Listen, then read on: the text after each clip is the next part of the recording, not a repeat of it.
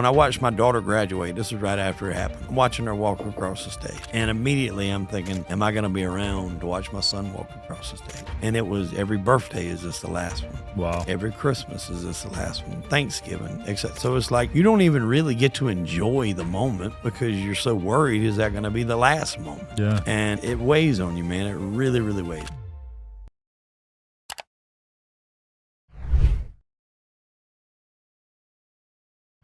Okay, guys, Wade Chip Williamson here today. One of the craziest stories and journeys I've seen in someone's life. So thanks for coming on, man. Well, that's a lot coming from you because you talk to a lot of people. So. Yeah. Well, your life was on the line, right? You were facing a lot of time. Yeah, life in prison, essentially. You know, and to see your name on a piece of paper where it's saying state of, you know, wherever you reside versus, you know, yourself, and life in prison is in the balance. Dude, let me tell you, there is nothing that can put things in perspective quicker than seeing your name on that piece of paper. And I'm not a criminal. It's not like I've, you know, beat a million other cases or I've been in and out of jail. Like, this was the only really time I'd ever been arrested. Damn. And it was a big one. So your first arrest, you were facing life. Yes. That's pretty crazy, right? Yeah. And it was for basically a self-defense case, right? Yeah, self-defense shooting. And the details behind it are really kind of what convolutes the case. Is, you know, me and my wife were together, and we had decided that we were going to split up. And once we had decided we were going to split up, she went her way, I went mine. We were both doing our own thing. And then a few months later, we were talking around Christmas time, trying to figure out what we were going to do with the kids because we had kids. And it was obvious there was still a little something there, you know, something we could maybe hold on to. But we still weren't sure if we wanted to jump right back into it. But we did make the decision that we were going to reconcile. And what the actual plan was we was going to go through a divorce, be done with it, date for a little while, kind of restart from the beginning, work our way forward. If it worked, great. You know, if it didn't, then, you know, we could go our own ways. And ultimately, when she told the guy that she was seeing, he got a little upset. The girl that I was seeing didn't really care, but the guy she was seeing got a little upset, and he wanted to talk to me, but he was clear in his message of like, hey, I'm not coming over there to, you know, go at you. He was like, I just want to talk man to man. And we did that. And then what had ended up happening was while we were in the middle of talking, you know, everything was going fine. We were actually talking on the subject of tattoos, and I pulled my shirt down to show him this tattoo right here. And you can kind of see it right here. I got an open heart surgery scar. Yeah. And so when he seen that, he grabbed the bottom of my shirt and like lifted it up. It was like, wow, that's gnarly, and was like looking at the scar. And he's like, you know, under different circumstances, you and I could have probably been pretty good friends. And I'm like, you know, maybe so. You know, who knows? So he goes to the bathroom. He comes out, and then I'm standing like with my back to the stove, and he comes straight up to me, and boom, left hand up under my throat. It was so hard, like I went up off my feet onto the stove. I managed to get back down, and he looked me dead in my eyes, and he said, I'm going to kill you. Damn. And I told him, I was like, dude, if you don't get off me, I'm going to shoot you, because I had my gun on me. I'd had it on me from earlier that day. When we went back to my house, we were actually together. And so the way my house is a 2-story house, but all the bedrooms are upstairs. So I've had all people always ask me, why'd you have a gun in your kitchen? That's strange. I had a gun in my kitchen because it was on me when I come in the house. I take it off when I go upstairs, but I never went upstairs because me and him stayed in the downstairs area. So when I shot, it was 3 shots. And then I immediately called 911. And they came, and it was a wild scenario, man, because like they could still hear him like breathing in the background, and they got there. And in my mind, I'm not thinking I've done anything wrong. You know, he said he was gonna kill me. Yeah. You know, when he had me like that, he swung. When he swung, I tried to lift my head up just a little bit, so he kind of clipped my chin. And when he clipped it, he let go with that left hand, and that's when I fired. And so in my mind, I'm thinking he threatened to kill me. He assaulted me. He hit me in my home. I've got a weapon, a legally weapon. I was like licensed to carry. I had a CWP. So I'm not thinking I'm doing anything wrong. And, you know, ultimately that led me being charged with, you know, they were looking to give me life in prison, 25 to life. And which state was this? South Carolina. Wow. Which is odd. Yeah, that sounds surprising for South Carolina. Yeah, we're very lenient with gun rights and gun laws, and we have the castle law there, self-defense, which all these things fell into. But what I think it was, Sean, is there was a newly promoted detective on the case. And, you know, I'm not disparaging women in any means by saying this, but it was a woman, and I was her first murder case. And I think there's women that can be good police. This was just not one of them. Yeah. She had what's widely referred to as tunnel vision. She tried to spin a narrative that I was trying to, maybe get rid of him because he was with my wife. And I'm like, look, lady, you're 6 months behind. Like, we had been split up for a while. If this was something I wanted to do, like what you're saying, there was plenty of time to do this. Why would I get her back and then do it? And I think she was just trying to make something where there was nothing. And unfortunately, when she charged me, I was locked up. I had no prior record. So the great thing about it was I was able to get out. Even with a murder charge, that's not easy. Yeah.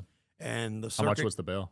It was $150,000. Damn. That was the lowest for everything. So it was $100,000 for the murder, and it was $50,000 for the weapons charge. Jeez. So that was the lowest they could go across the board. And once I got out, you're able to fight stuff a lot better when you get out. Yeah. And I got a really good criminal attorney in the area. His name's Andy Savage, and let me tell you, that last name fits, bro. Like, watching him work was unlike anything I'd ever seen. The day they came, they did not arrest me that day. My lawyer, the current lawyer that I have, who was at the time my divorce lawyer, this happened early Sunday morning. He called me Tuesday after we had given him a statement. We gave him a statement on Monday. He calls me Tuesday. He's like, I got some bad news. They're charging you with murder. They want you to be there tomorrow. Turn yourself in at 12 o'clock. So I started calling around everybody I knew. Who do I need to call? What lawyer? And everybody said Andy. And so I called, and they're like, can you be here at 1? I was like, I'm supposed to be in jail by 1. And they said, well, you can't be here at 7. And I was like, I'll come now and sleep in the parking lot. I'll be there at 7 o'clock. And, man, as I'm telling him, everything that's going on, kind of like I'm telling you, he's got teams, like we were discussing earlier, he's got teams pulling stuff, pulling records, everything, just boom, boom, boom. It was like something out of a movie. So you can see why some of those top-notch defense attorneys make the money they do, because they're worth it. And it's just stuff that a public defender can't give you. That's one of the issues with the legal system. Yeah. You pay for what you can afford. Exactly. And that's why most cases, you hear these lawyers say they got a 98% conviction rate or something. Most times they just force people into plea deals. Right. Because even if you have money, they can run you dry money. 100%. It can run you dry money. And then if someone doesn't have the money to fight it, if you're looking at 15 years, right, and they can say, well, we can give you a deal for 7 or 8, that's a lot more appealing than possibly doing the 15. So they'll take the time, because it's a win for the lawyer, it's a win for the state. They don't care. They get to go home there every night and go to bed. Right. They don't care that you're guilty, not guilty, or whatever, because you're gonna be in prison for a while. Who did your ex-wife side with? She sided with me because like I said, we were getting back together, and she knew. I guess I didn't know this because I didn't know this gentleman, and it's actually still current wife. We never went through with the divorce because we were in the process of doing it. And when that happened, obviously I wasn't putting no more money into that. It was all going into this. So we're actually still together, as a matter of fact. So just to throw that out there. But yeah, she knew that his tendencies could get a little out there, and so she was trying to tell them, like, look, I don't know what happened in that case. We were the only 2 people there. But she said, I don't know what happened in there, but she said, I do know my husband wouldn't hurt nobody unless he absolutely had to. So she had my back 100%. And as a matter of fact, when it came time to talk about money and how much this case was going to cost, there was like, it's $50,000 to take the case, and then another $15,000 for retainers and this, that, and the other. And, she pulled out 2 credit cards and charged up $30,000. Wow. No questions That's asked. a real one right there. Yeah, and that's, to me, people might say, well, you wouldn't be in a situation with her. Look, I was the one that wanted to break up. I had some things going on. I had lost a friend, who had unalived himself. I was going through a lot. I thought that was the answer, and I was wrong. So I don't blame her for moving on. Like, we were both seeing, nobody cheated. We were both openly seeing other people. We just decided to reconcile. So I don't blame her for any of this at all. How many times in the spotlight you see, J-Lo and Ben Affleck? They were together a long time ago. She left A-Rod, went back to him. It happens. People break up, they get back together. It happens all the time. Yeah. I love that, man. So how long were you actually in prison for? So I was only in jail for 2 days. So I had to go. I was supposed to go Wednesday. When I went and met with the lawyer, the stroke that he had with a phone call, he got it pushed back to Sunday. So now it's been a week since the incident. So I go in on Sunday. I caught a huge break because on a murder case like that, you can't get seen by a magistrate. You got to get seen by the circuit court. So the circuit court rotates county to county. They just happen to be in my county that week. And so he said, typically I don't even like trying to get bond for my clients right off the bat. He's like, but in this case, I believe we got a strong argument. So we had bond Monday. They approved it, and I got out on Tuesday. Wow. So I really only had to do slightly over 2 days. Not bad. Yeah, I mean, all things considered, not bad. And then I get out, and I go back to work, and wouldn't you know it, work fires me. 14 years with the company, not guilty of anything, only charged, and they fire me as soon as I get out. And so that's why I had a gentleman outside I was speaking with. He was like, how did you deal with it mentally, knowing that you had to make that decision and it resulted in a life being taken? And I was like, I didn't have time to deal with that one thing because you had that happen. Then I find out I go to give a statement the next day. Then I find out I'm being arrested. Now that I find out I'm being arrested, I'm looking for a lawyer. Now I'm worried about bond. I get bond. I get out. As soon as I get out, now I ain't got a job. Now I got to find a job. While I'm finding a job, we got to figure out how to fight this case. I never really had a chance to go back and deal with that one incident.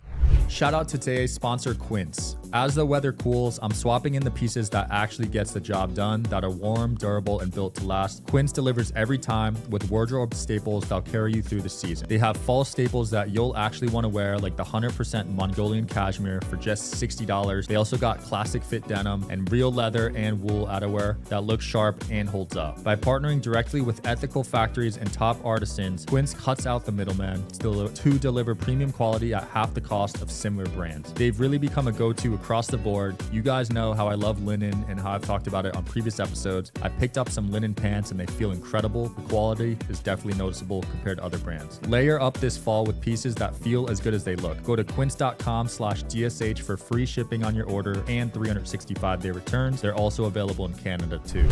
Even after you spent 5 years fighting this case, did you want to go back after them after that, or? So, what do you mean, the state? Like the company that fired you for wrongful termination? Well, I'm in South Carolina. It's a right-to-work state, so it's very difficult. I talked to a few lawyers, and, it's a company called Nucor Steel. They got deep pockets, and, most of them told me this, that it would be a hard case to fight and try to win to. Because the right-to-work, they can really fire you because you're wearing a black shirt if they want, and there's not really much you can do about it. Wow. Yeah. And I called and talked to other people. I was just like, look, this case got dropped. And he's like, well, you can reapply. And I'm like, what about, seniority? I was there 15 years. He's like, yeah, I'll have to start over. And I was like, you know what?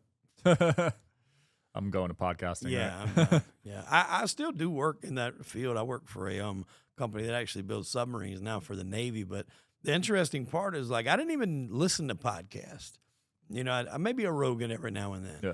And then once this happened, I got sucked into the rabbit hole of, wrongful conviction podcast. Because I'm now in a situation where I know I didn't do anything wrong, but I'm staring in prison time. So I'm looking and I'm like, do innocent people really go to prison? Yes, they do. A lot more than people think. I started looking at the Central Park 5 and, the Bronx 6 and all these cases. And that really kind of sucked me into the podcasting world. Mm-hmm. And then I started listening to other mob podcasts and, wrestling podcasts and different things. And then when COVID hit, keep in mind on this time, I'm on house arrest. I can't go anywhere but to work, church, lawyers, and doctor's visits, and that's it. So I'm very bored. And around that time, the whole world was on house arrest because nobody could leave. So I had this idea to start a podcast. And originally, I wasn't going to interview anybody. I was just going to talk about different things. And then it kind of got rolling. I got some legs up under it, and I started doing in-person interviews. And when I started doing that, that's when I really noticed how many people really are, or have been wrongfully convicted. And then I talked with everybody. You and I have interviewed a lot of the same people, like John Sarasani, Matt Cox, who's a great friend of mine. Matt was one of the best, one of the first people that I ever told my story on once it got cleared. Because when these people met me, they had no idea I was going through this. I never talked about it because it was still pending. And, they were even giving me access to go to New York and stay for weeks at a time. And so this is the weirdest case I'd ever seen. I got the lowest bond possible. I was on house arrest, but I didn't have a monitor on. I never got an ankle monitor. And, for a while, I was just, I didn't even know how that happens because everybody else I've talked to has a monitor on. And then they let me go to New York. for 2 or 3 days at a time. And, I didn't really have to check in with nobody. It was a very strange case. And I don't know if the lawyer I had something to do with that, because sometimes I know if you've got public defenders, you got to check in and stuff. But it's just opened my eyes to how really crazy and flawed the judicial system is. I mean, I've lost a lot of faith in it. I firmly believe you pay for the justice you can afford. 100%. That's without a doubt. I just interviewed a guy. Well, I'd interviewed him in 2022. His name was Andre Brown. He got locked up for an attempted double unaliving back in like early 2000s. The key thing was his leg had been shot, so he's unable to run. Mm-hmm. The key witness said she seen him running away from the crime. They gave him 40 years. His lawyer, Oscar Michelin, was able to get him out due to ineffective counsel because the lawyer never even used the fact that he could not run. They let him out at the end of 2022. He's been out 3 years. He worked for a judge. He worked for nonprofits, for judicial impacted youth. I mean, just like a model citizen, productive member of society. End of the year last year, they said they were going to recall him back to prison and do the rest of his 17 years. Jeez. We have been fighting that thing. I actually went to New York like 2 weeks ago because they originally wanted to turn himself in on the 27th. Luckily, this past Monday, we got the word that Kathy Hochul, the governor, put it down that he got resentenced to time served. So they're saying his 27 years is served. He don't have to go back to prison. He's still not exonerated. He's going to work on that, but at least he don't have to go back to prison. But that's how crazy this system is they were going to put him back in prison after being out for 3 years and being a good person, like, not nuts. being in trouble or nothing like that. I wonder if that was random or if him speaking out just pissed him off. Well, he didn't really speak out. Like, largely he was quiet. He didn't start speaking out until after they said he had to go back to prison. And then they probably got a ton of negative PR from that. Oh, yeah. Like, the studio that I was in, he was interviewing with another podcaster because there was multiple rooms, but it was a former New York City councilman. And when he heard that was my guest, he's like, man, I'm waiting. He's like, I want to talk to him. He's like, we're going to cut a little, clip or a short. I'm going to put some pressure on there. And he was telling the governor and the DA, like, look, y'all got to do the right thing here. Yeah. This man is innocent. Y'all already took 23 years. New York's the highest conviction rate out of any state, right? Yeah. And most of the time when you talk to people that's got wrongful convictions, it's from New York. Like a guy named Eric Glisson, who was a member of the Bronx Six. He done 17 years, I think, wrongfully convicted. Jeez. Jeffrey Deskovic done another 17 years. He got out and became a lawyer. Once he became a lawyer, Andre, the gentleman I was just talking about, that was the guy that he's the first person that he helped get out. I love that. Part of his legal team. Yeah, Jeffrey's an awesome dude, man. He went to jail when he was 17 years old. Basically got hosed by the cops into false confession, and luckily DNA evidence proved him to be innocent, and he was exonerated. And he got a lot of money. They said he almost bankrupted the county. He got so much money. But I mean, that's good. They deserve that. 17 years, man. 17 years at 17 years old, those are his prime years. That's the prime of your life. And now all that's over. And when you get out, you still have that stigma. I still have it. Even though I didn't necessarily do time in prison, but I still have that stigma as the guy that, shot somebody, or the guy that was charged for this. Right. And no matter what, because you get a good lawyer and you beat the case, people are going to think that's the only reason you beat it, when really you were innocent to begin with. Yeah. And that's the stigma you have to It'll always follow you, right? Yeah. There was probably a ton of negative PR about you, too. Oh, yeah. And, not one person reached out when I was dropped. Really? None of the. Man, it was wild because when I got out of prison, or when I got out of jail, county jail, when I pulled in, there was like 2 news vans right outside my house. There was news vans at the jail, and there was news vans at my house. And, they would stay in there throughout the week, just camped out at the end of the road. And then it finally died off, but everybody runs stories on it, all the local news. And then once it got dropped, now granted it was 5 years later, but once it finally got dropped and dismissed, nobody reached out to me at all. To be fair, they probably don't get as many views. Yeah. Oh no, those kind of stories don't. They like the bad ones. And that was, when this thing wound up, I told you I was doing the podcast, doing work, and mind you, I had to go from like a job where I was making like $100,000 a year plus, depending on overtime. It fluctuated, down to about $40,000 a year. Damn. Because it's that pending murder charge really kind of dampens your ability to get a job. And I had that happen quite a few times where my record got run and they seen that and they didn't offer me the gig. So I had to take way less money, which is even harder to try to fight this thing because every time you do something and every time something's got to be done in a case, it costs money. Yeah. You know, money for this, money for that, money for forensics people. We had a forensics investigator fly down, and he set up like the lasers that you see on CSI, and it proved that where I told them I was standing was right where I was. And it was a key point because when 2 of the bullets entered him, they exited. One stayed in. When they exited, one hit a bottle of water, which is or a whole 24 pack of water, which is right next to my refrigerator. The other one hit the refrigerator door and ricocheted and hit a wall. I never covered none of that up. I never covered the hole up on the wall. The dent in the refrigerator stayed there. I had a feeling somewhere down the line all that was going to be really important to this case. And when this thing wrapped up, when it finally ended, my lawyer told me the solicitor had changed 2 or 3 times. It had been 5 years. COVID played a part in that because that slowed everything down. Yeah. But he said, you know, I got a plan to get this done. He's like, but it's a risk. He said, your case is so strong. He said, we can tell them everything we got. And he said, I think they'll dismiss it. He said, but if they decide they want to fight it, or if they, decide they want to go anyway and just test their luck or try their hand, they know everything we got. And I was like, you know what? I'm a gambling man. Let's do it. Wow. And we did it. So we brought the head solicitor and his number 2 and another investigator or person from the police. I don't really know who they were. And they actually came to my house, and we stood in my kitchen, and we laid everything out. And I told him, I said, they keep trying to say that we were farther apart. That was their whole narrative, is that he was way over here and I was way over here. I said, look, these bullets had a chance to travel and be apart. I said, if he was further back, I said, not only when he fell down, he would have been laying up against the refrigerator, because he was a pretty tall cat, about 6'2". I was like, he would have been laying up there, not in the floor. I said, because he was closer to me when they come through, they had the chance to V out, which is why you got one over here in the 24 pack of water and the one on the right side of the refrigerator. Had he been further back, they'd have been side by side. Right. And, their evidence was like, well, he said there was a struggle, and we didn't see any signs of a struggle. We pulled up the officers' arriving body cam footage. You could see there was knocked over glasses on the ground. There was knocked over glasses on the counter where when he, first hit me, I knocked onto the counter. But they said there wasn't any signs of that. So we laid all that out for them. And it took about 3 months. And then it was 2022. That was in August. And we didn't hear anything back from them for a while. And then finally, it was October the 30th.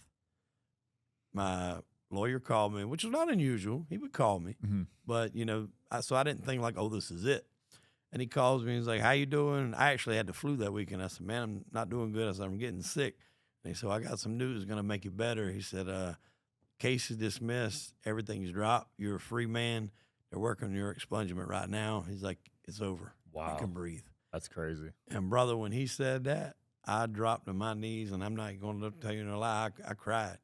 And I called my wife. I called my mom. I called my dad. I called everybody that was down for me, because like you said earlier, you find out who's there for you when you're in shit like that. Yeah. And there was a lot of people that surprised me with how they were, but the ones that stuck by me, I called all them and let them know, and it was a relief like you can't imagine. Because I try to tell people, I'm like, put it like this: you go to a doctor and you say, okay, you're getting tested for terminal cancer, because this is pretty much terminal. It's 25 to life. That don't even mean you're getting out. And, you go into the doctor, you get tested, and they said, all right, we'll call you, and you don't hear anything for 5 years. Imagine what that would do mentally. Yeah. You're just going to be waiting, looking. And that's kind of how I was. I'm like, I didn't know whether they were going to do anything with it or press it. And I'll be honest with you, the more time that goes by, I was worried if they were going to do something to plant evidence or try to, fabricate something that didn't happen. I mean, it was a work. I mean, I'm bald now because of it. I had hair when this happened. Damn. That stress is a hair killer, It is. It really is. I mean, I probably didn't have a lot back then, but I definitely have more than I do now. But I mean, and that affects every other thing of your life. How do you get along with people? How do you get along with your loved ones? How do you treat people? And, I couldn't even enjoy a moment. And I feel so bad saying this, because I know some people are in prison. They can't enjoy anything. So, I do have to appreciate the fact that I was able to be there for it. But, when I watched my daughter graduate, this was right after it happened. I'm watching her walk across the stage.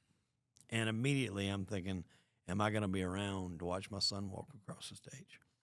And it was every birthday is this the last one. Wow. Every Christmas is this the last one. Thanksgiving, except so it's like you don't even really get to enjoy the moment because you're so worried, is that going to be the last moment? Yeah. And it weighs on you, man. It really, really weighs on you. I just had on a guest last week who was serving a life sentence and he got out, but he was saying there's different types of prisons. Yes. There's actual physical prison that we're talking about, but there's these mental prisons that could be almost as bad for some people. Oh, 100%. I believe that. And I've never really heard that term before, but that's spot on because you're in a mental prison. People is like, everybody will tell you, don't worry about it. You're good.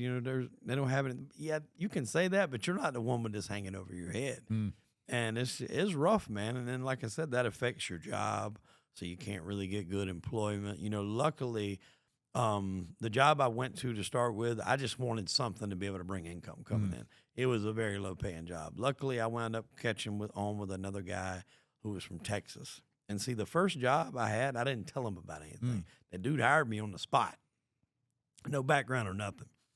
Well, wouldn't you know it, about 3 months into that job, they got a call to do a sign at my old job where this happened. No way. And he's like, you want to go for the install? I'm like, no, I'm good. I'm good right here. Sure enough, guy goes out there, gets to talking. He's like, yeah, we got one of your old employees with us. Who's that? Wade. Oh, Wade, how's everything going with his case? Case? Yeah, he had a murder case pending or something like that. So they found out. The dude the owner never said anything to me, but I knew they knew because whenever anything would come up, where they would send you to like a base, a military base, you had to have a clean record. They would never send me to those. So I know they knew, but even that was like anxiety ridden because I didn't know what day I was going to come in. He was like, man, you should have told me. We're going to let you go. And so I went to work every day with anxiety. I was worried about the case with anxiety when I was off. It was a constant state of paranoia. So when I finally did leave, they cut back manpower when COVID happened. And so I caught on with this guy who was starting a business. He was from Texas. We talked. We had a good little conversation. And I just told him, I said, look, man, I got to be straight with you on something off the rip. I said, this is what I got going on. And I broke it down for him. And I said, so I might have to leave from time to time to go see a lawyer. I was like, there might be a time when I'm gone, period. I don't know how this is going to play out. And he's like, man, he said, it took a lot of balls to tell me that. And he said, I'm from Texas. He said, you didn't do nothing I didn't do. He said, you ain't got no problem with me. You ain't got to worry about nothing. He said, I'm good. I'm cool with it. And, I don't work there anymore, but I'm always going to be indebted to that guy for giving me the opportunity to grow. And I grew in that company. I grew into leadership and management. And, he gave me a shot, and he'll forever be in my good graces. Nice. Shout out to him, man. That's dope. Yeah. How's your anxiety these days? Is it gone? It's definitely settled down. Nice. Now it's turned into focus because like altogether, that whole incident cost me around about $120,000, and that's just on financial point, just between the lawyer and the bond. That's not even counting the money that I lost from the job. So I went from making, 40,000 or went from making 110 to 40, that's not even counting that. And so when it finally got dropped, now I'm like, all right, I got to get all this back. I got to get back everything I lost because now I can get jobs that are good paying, what I'm accustomed to making, what my skills bring, or allow me to make. And so now it's just kind of turning into like a grind and a nonstop thing. So I have another job other than the podcast, but I still do the podcast too because the podcast was really my way of going and doing things or having these conversations while I was on house arrest because I'm a very outgoing person. I love to talk. I love to conversate. So this kind of opened the door for me to meet people, interesting stories, and I loved it. And people thought whenever the case got dropped that I was going to stop it, and I didn't. It's going to keep going. I'm going to keep doing it because I enjoy it. I bet it feels fulfilling for you because you have on people that are wrongfully convicted, right? That's it does. And we interview everyone. We've had old gangsters on, old drug smugglers, but we do have a lot of people on that have been wrongfully convicted. I had Jeffrey on, whom we spoke about. I had Andre on twice. A guy named Russ Faria that was arrested and did 3 years. They did a show about him called The Truth About Pam on the Peacock Network, I think. It happens way more than people think. And Jeffrey told me a stat, and I don't remember the exact numbers, but I'll paraphrase. He said, the stat is there's probably about 17% of prisoners in the world that are innocent. Wow. I think they only have proof that it's like 8. but he said the true number is probably about 17 to 15. He said, but even if you went lower than that, just say 13, go in the middle. Which nowadays is not far off, but if 13% of the planes are falling out of the sky, are you going to feel safe flying? Hell no.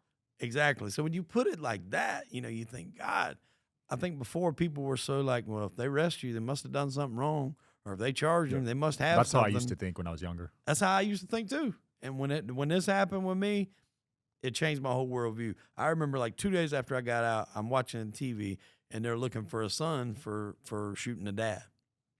And I'm reading these comments on Facebook, and everybody's like, I hope they get him. I hope they get this, animal off the street. And I'm like, all right, why did he do it? Was he getting beat? Was he getting bad stuff done to him? Was bad stuff being done to his sister or his mom? I started thinking outside the box. Right. And I never used to do that because I want to put this out there. Just because you are charged and arrested by the police does not mean you're guilty. It just means you were charged. A lot of times cases get dropped, charges get dropped.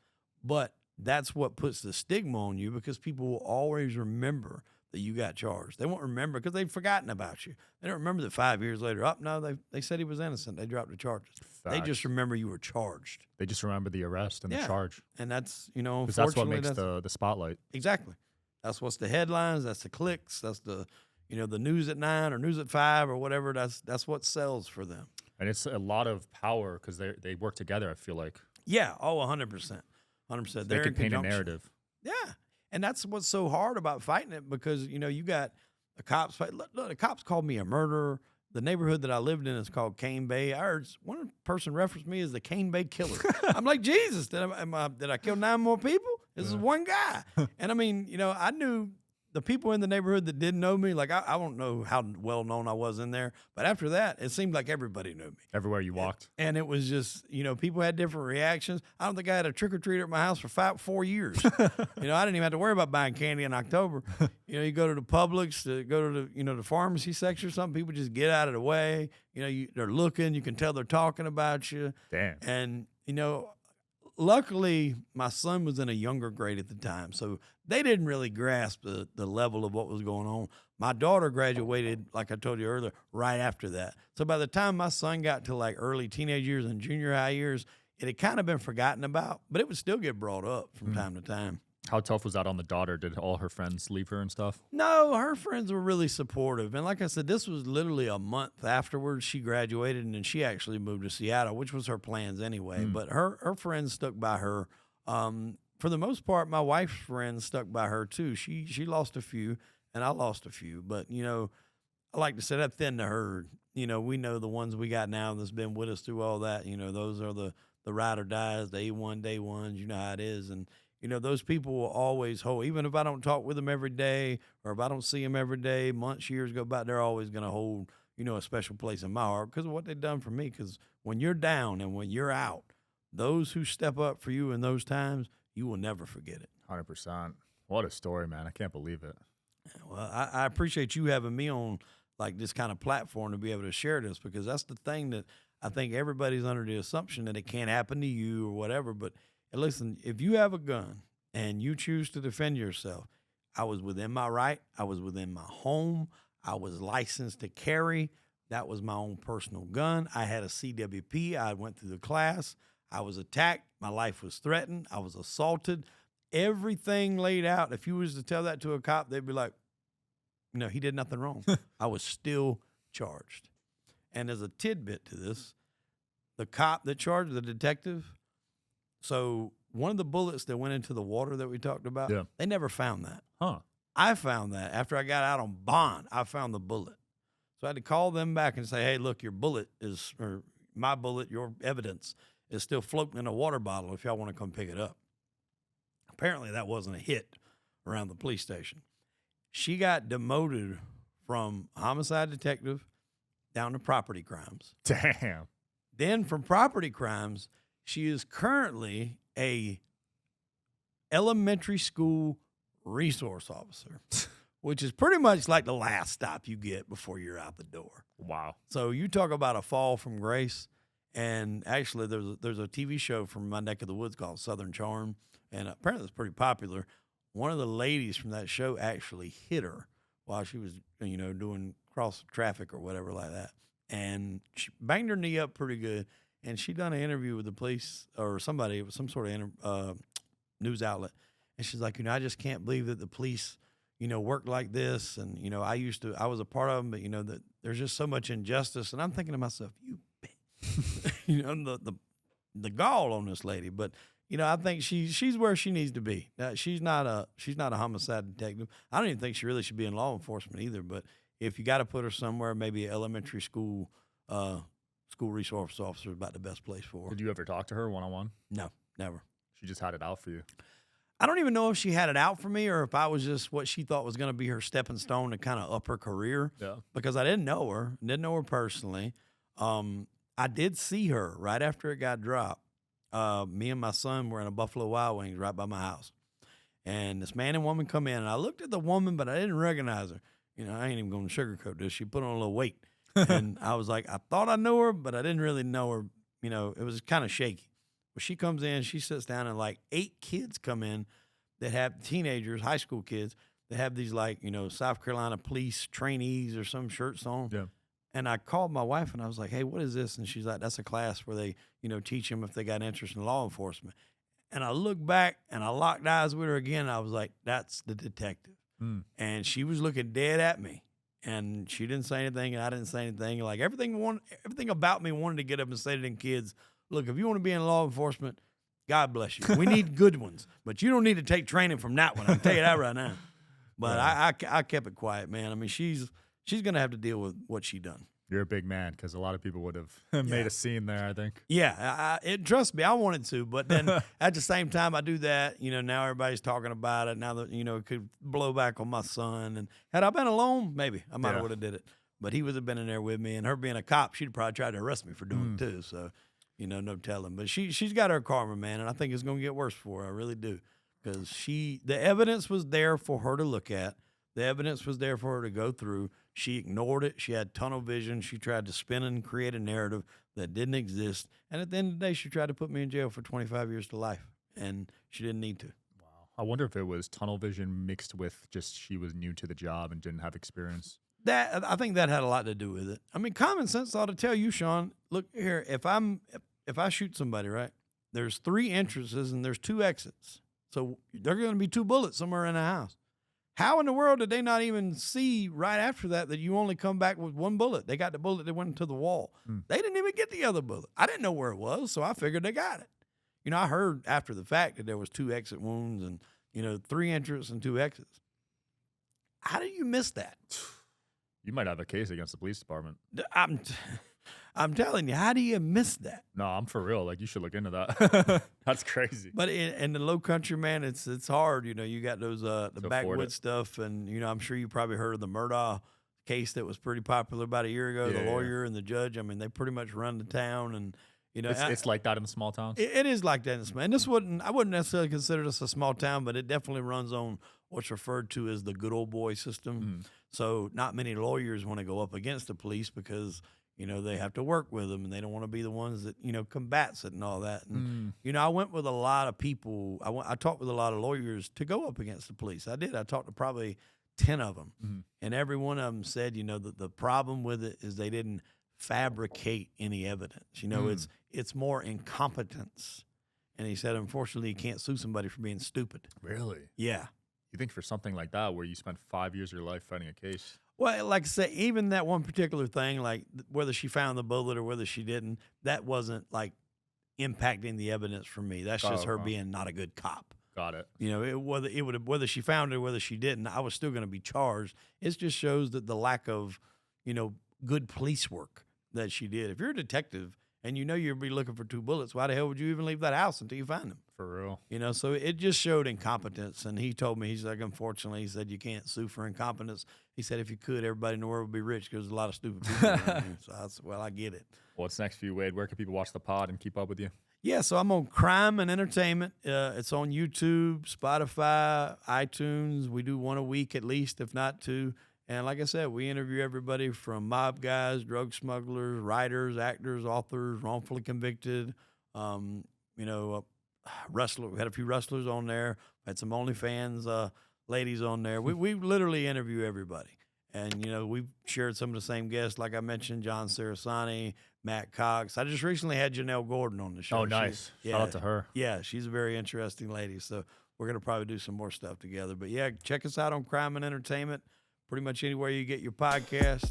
And, yeah, I appreciate you having me, man. Thanks for hopping on, man. Thanks for inspiring people. Thank you. Yep. Thank you. I hope you guys are enjoying the show. Please don't forget to like and subscribe. It helps the show a lot with the algorithm. Thank you.